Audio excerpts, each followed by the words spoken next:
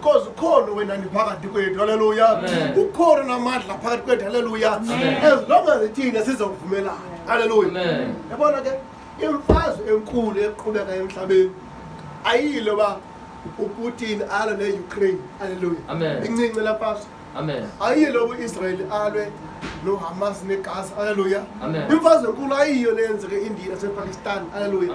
Imfazwe enkulu iqhubeka le ndawo, haleluya. That's why Paulus wathi nibele konke yaphi yaseNgqondweni, ngoba imfazwe enkulu iqhubeka phi.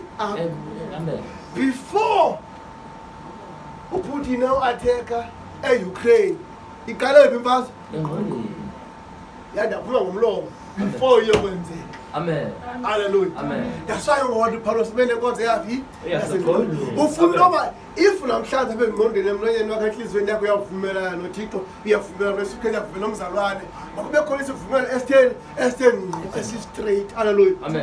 Ngoba ukhona into ekuthiwa i-doubt, intandabuzo, yenzeka phi enhloko. Hallelujah. Kukhona ekuthiwa ukungazethembi, uthi uzoqoma i-right, hayi mani i-wrong, amani mandi, hayi mani ngayo.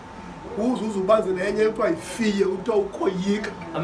Hallelujah. Uzoyile ngosoyenze ngokuphesosenengcinga sesisandla because theni uyoyika kanti ubanjwe yina nkonzo yaphi yasengqondweni.